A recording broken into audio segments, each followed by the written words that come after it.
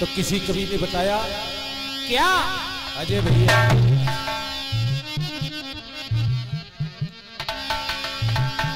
कि अगर तू सत्य की नैया पर कर सवार हो जाए और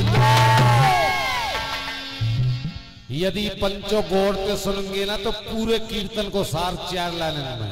क्या बात है बेटे?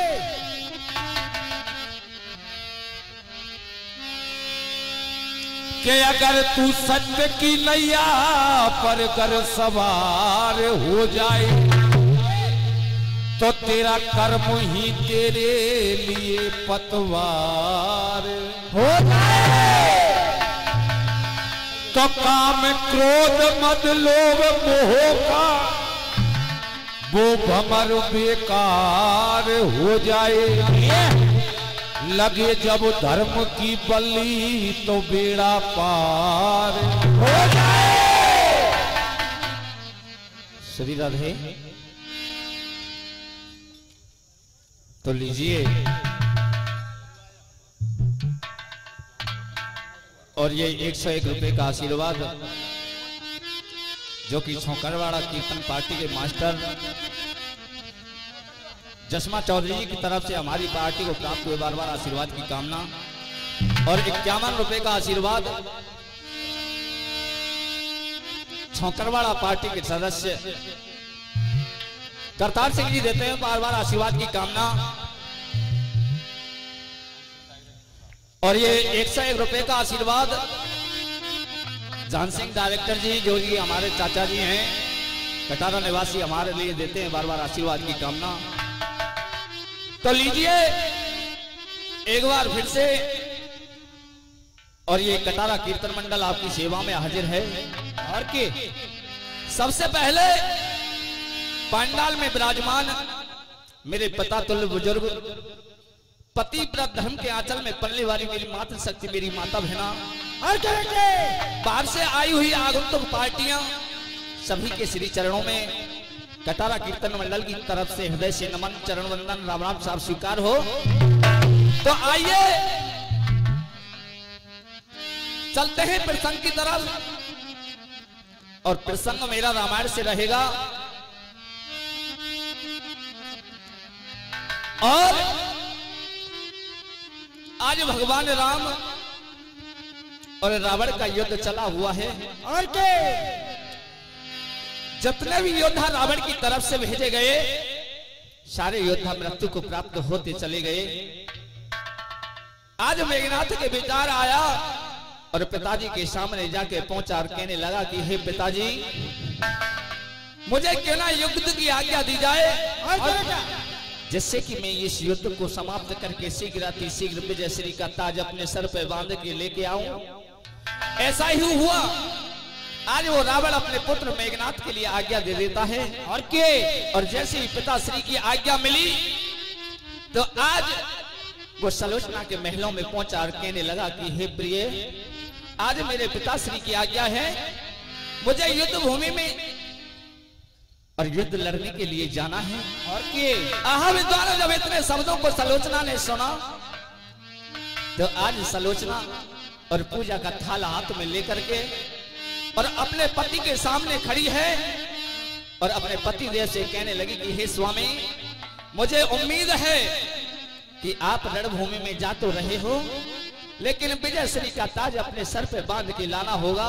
ठीक विद्वानों इतने वार्तालाप दोनों के बीच में होने लगे तो आज वो सलोचना और अपने पति मेघनाथ से किस प्रकार से क्या बयां कर रही है क्या कैसे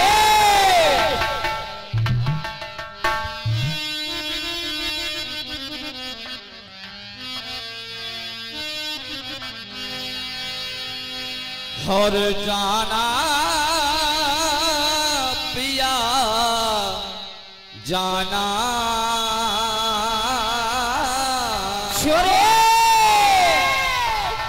हर रणजीत के लाना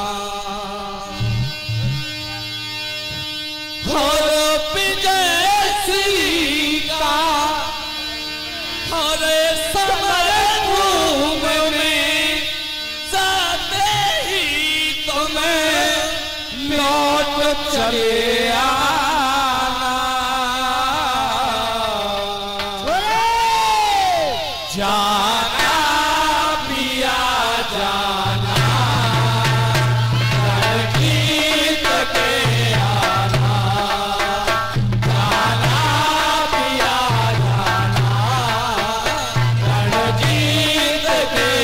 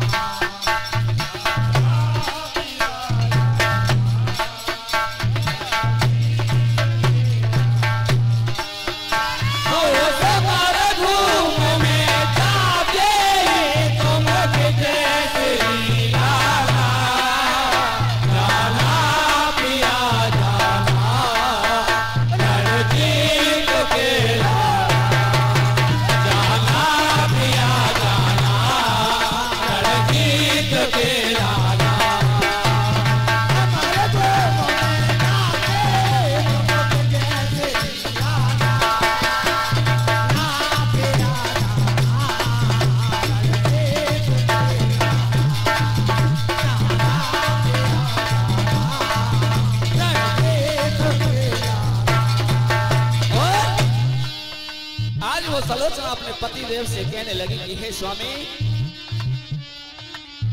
ये जो पूजा का थाला आप मेरे हाथ में देख रहे हो, तो आज वो सलोचना किस प्रकार से और क्या कहने लगी? हो मैं थाला सजा के लाई हूँ, पते पूजा करने आई हूँ।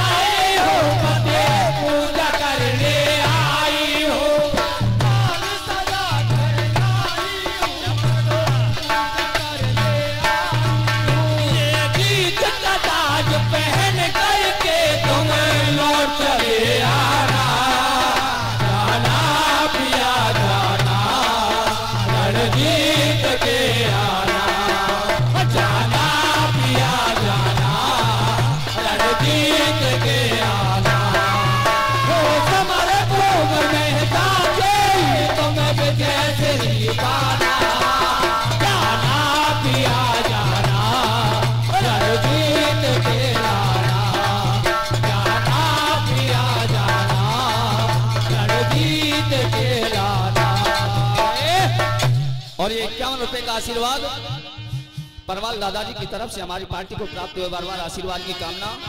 101 रुपए का आशीर्वाद ब्रजलाल मार साहब जो कि बरौली शहर के निवासी हैं, आशीर्वाद स्वरूप प्रदान करते हैं पार्टी बार बार आशीर्वाद की कामना। और 21 रुपए का आशीर्वाद अशोक भाई साहब जो कि करीली कीर्तन पार्टी के मास्टर हैं, बार बार आशीर्वाद की कामना करते हैं। और 21 रुपए का आशीर्वाद कलुआ भैया जी की तरफ से प्राप्त हुए बार बार आशीर्वाद की कामना।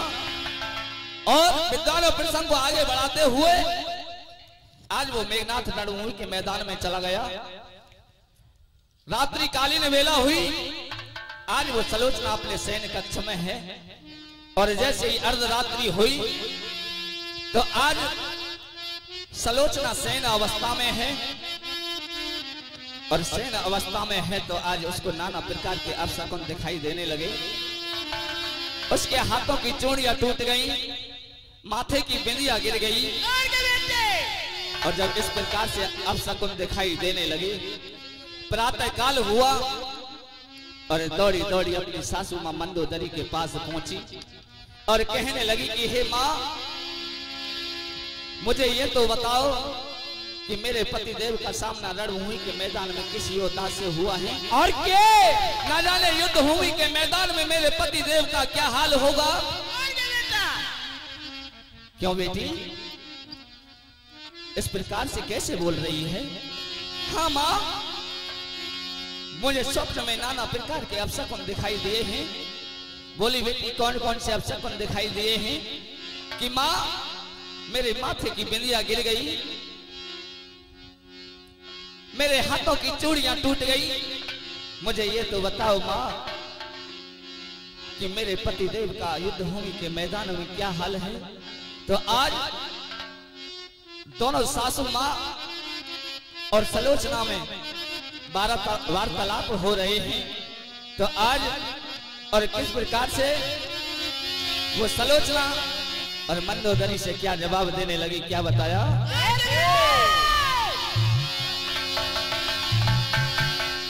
हो मैया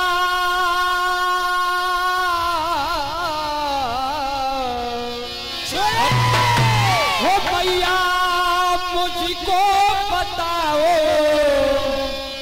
सजना किससे लड़े अब तक लौट के आए हो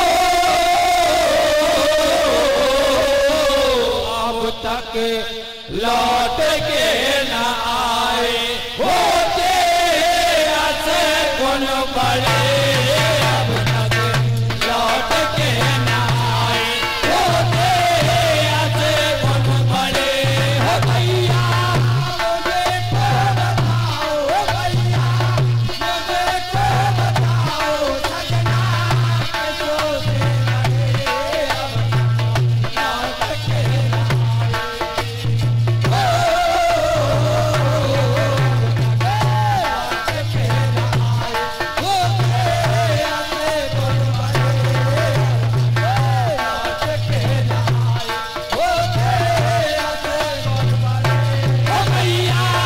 मुझे को बताओ हो भैया मुझे को बताओ सजना कैसो से लड़े अब लौट के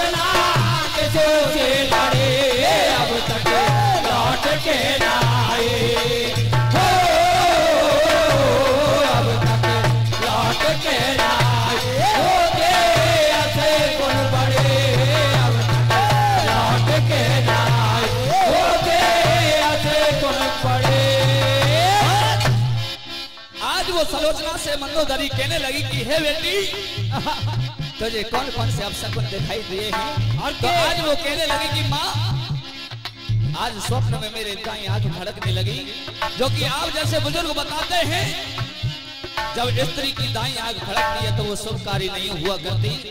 तो आज वो किस प्रकार से और क्या कहने लगी, कैसे हो दाई आंख धड़के नहीं शुभकारी माथे की बिंदिया गिर गई माता हमारी दाई आंख फड़के मेरी नहीं शुभकारी माथे की बिंदिया गिर गई माता हमारी दाई आंख फड़के मेरी नहीं शुभकारी माथे की बिंदिया गिर गई माता हमारी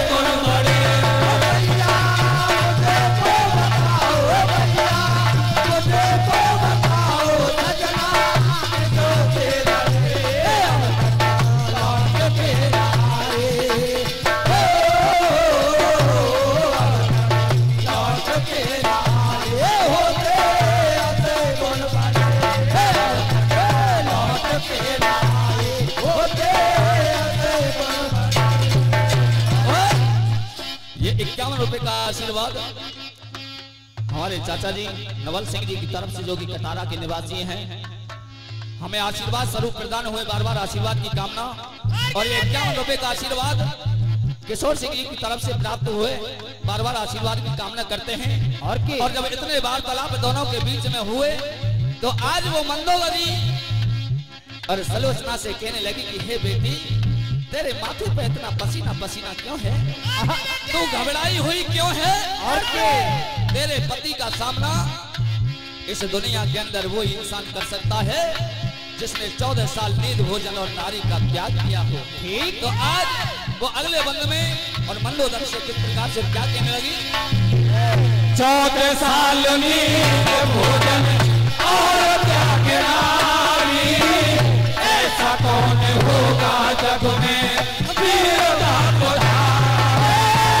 14 साल नींद भोजन और त्याग नारी, ऐसा कौन होगा जग में वीरता को धारे। 14 साल नींद भोजन और त्याग नारी, ऐसा कौन होगा जग में वीरता को धारी। 14 साल नींद भोजन और त्याग नारी, ऐसा कौन होगा जग में वीरता को धारी। ओ भैया कौन बलधारी, भैया कौन बलधारी, जिसकी हिम्मत पड़े अब तक लौट के ना आए। ओ अब तक लौट के ना आए। होते ऐसे गुण पड़े अब तक लौट के ना आए। होते ऐसे गुण पड़े। ओ भैया मुझे तो बताओ, भैया मुझे तो बताओ, सजना किससे रहे अब तक लौट के ना आए। अब तक लौट के ना आए। होते ऐसे गुण बड़े अब तक लौट के ना आए। होते ऐसे गुण बड़े। ये 201 रुपए का आशीर्वाद राणा शिक्षा निकेतन लालपुर जो कि विपिन भाई साहब और अशोक मास्टर जी की तरफ से हमारी पार्टी को प्राप्त हुए, बार बार आशीर्वाद की कामना। और ये 101 रुपए का आशीर्वाद हमारे जीजा श्री जो कि तरकमा से चलकर आए हैं हमारे लिए दे रहे हैं, बार बार आशीर्वाद की कामना करते हैं। तो आज और वो अंतिम बंद में और सलोचना मंदोदरी से कहने लगी कि हे माँ, आज मेरे स्वप्न में एक अपशकुन और दिखाई दिया है। और के बोली बेटी क्या? कि आज मेरे महल के अंदर और एक ध्वजा कट के आई है। ये तो बताओ माँ कि मेरे पति देव का युद्ध भूमि के मैदान में क्या हाल है? तो किस प्रकार से और क्या कहने लगी? कैसे? कट के पुजारे को महलों में आई, लिख के बताया उसने सती का बुराई। कट के पुजारे को महलों में आई, लिख के बताया उसने सती का बुराई।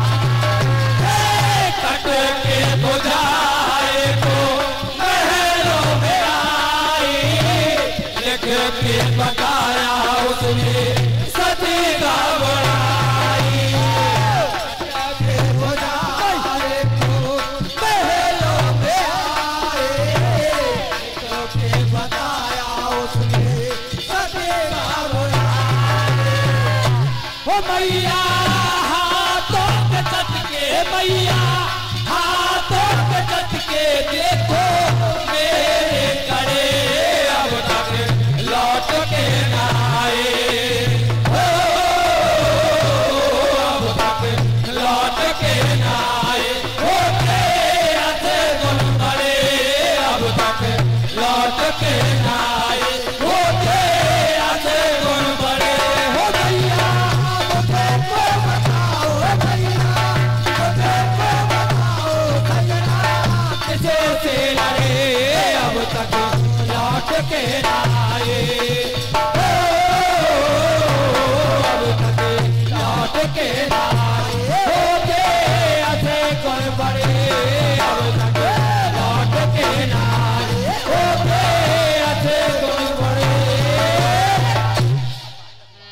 और ये इसी बीच 51 रुपए का आशीर्वाद बच्चू मार साहब जी की तरफ से हमारी पार्टी को प्राप्त हुए, बार बार आशीर्वाद की कामना। और 51 रुपए निरंजन भैया जी की तरफ से हमारी पार्टी को आशीर्वाद स्वरूप प्रदान हुए, बार बार आशीर्वाद की कामना। और 51 रुपए का आशीर्वाद बड़े भाई चंद्रशेखर जी की तरफ से हमारी पार्टी को प्राप्त होते हैं, बार बार आशीर्वाद की कामना करते हैं। तो आज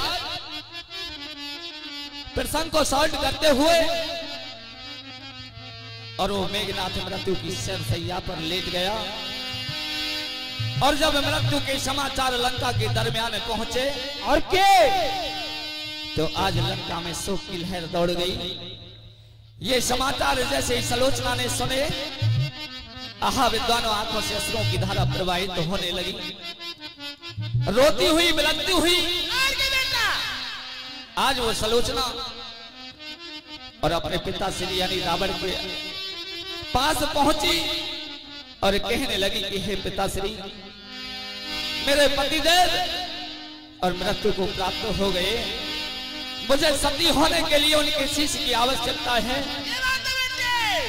तो आज जब शीश की बात आई तो रावण साफ साफ शब्दों में इनकार कर देता है, मना कर देता है। और के और जैसे ही रावण ने मना किया तो आज वो सलोचना अपने पति के शीश को लेने के लिए स्वयं रामादल को चल पड़ी। आहा विद्वान जैसे ही रामादल के दरमियान में पहुंची तो आज सलोचना का साक्षात्कार भगवान राम से हो जाता है। ठीक, और जैसे ही साक्षात्कार भगवान राम से हुआ तो आज हाथ जोड़कर खड़ी हो गई, विनय करने लगी कि हे भगवान, मैंने आपके साथ ऐसा कौन सा अन्याय किया था और मेरे से ऐसी कौन सी भूल हुई जो आपने मेरे सुहाग को छीन लिया। भगवान मुझे ये तो बताओ कि मैं जीऊंगी तो किसके सहारे जीऊंगी?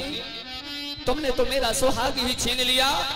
और जब इतने वार्तालाप हुए तो भगवान राम कहने लगे कि हे देवी, ये झूठे जगत का झूठा जमेला है, कहा है किसी ने आया है वो जाएगा, सोच व्यर्थ का करना है, और जिसने इस जग में जन्म लिया उसको तो आखिर मरना है। ये संसार आना जाना बना हुआ है। लेकिन वो सलोचना आज अपने दिल को तसल्ली नहीं बना पा रही है और कहने लगी कि हे भगवान, आपके छोटे भाई लक्ष्मण ने मेरे साथ बहुत बड़ा अन्याय किया। ठीक, तो आज और वो सलोचना और भगवान राम में वार्तालाप हो रहे हैं किस प्रकार से, क्या अपनी तरह व्यथा को व्यथित करने लगी, कहने लगी। क्या बताया कैसे?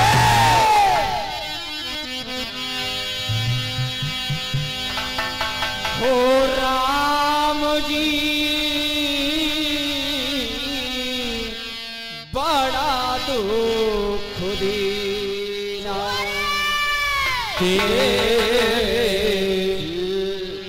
लखन ने बड़ा दुख दीना, हो तो लाई मेरी नींद चुराई, मेरा मुझसे कर लिया जीना, बड़ा दुख दीना।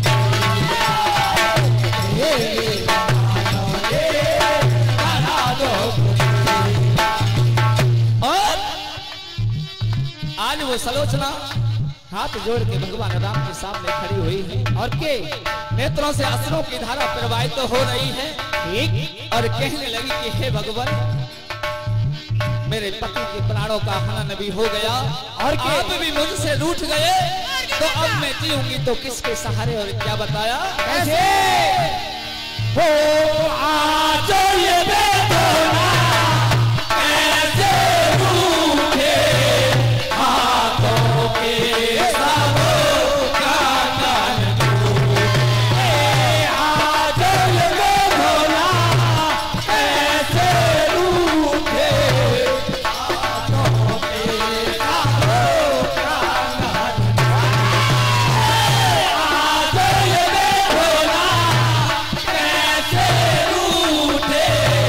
हाथों के सब कान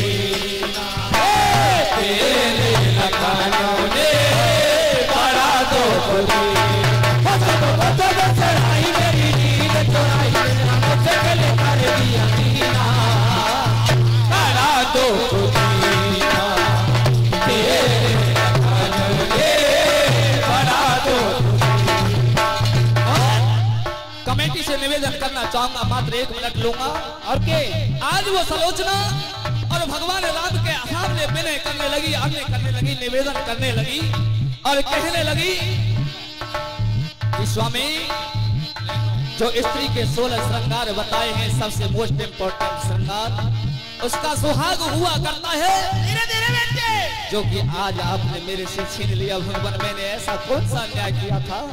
तो आज वो सलोचना अंतिम बंद में और भगवान राम से किस प्रकार से और क्या कह रही है भैया? कैसे नैनो पाए नूर बिछीना माथे का से नूर बिछीना, नैनो पाए नूर बिछीना माथे का से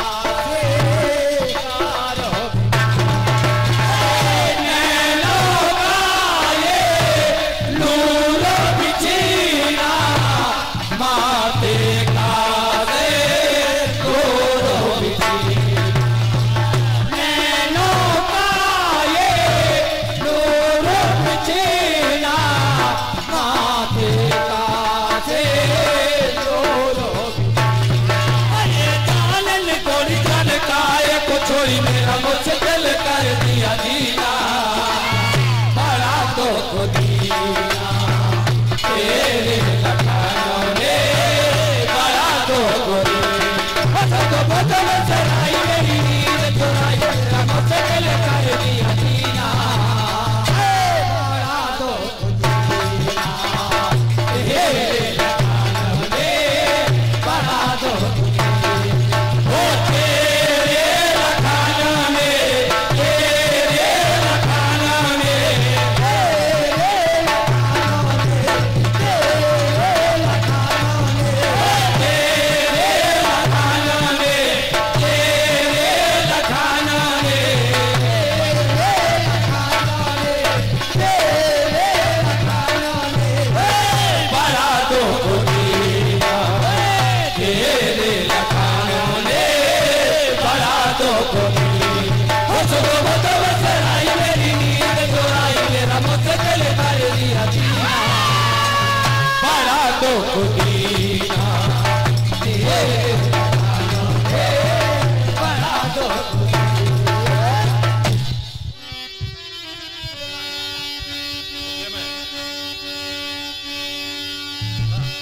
हर धोखे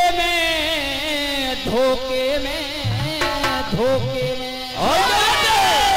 अरे धोखे में जामुन कर दो पर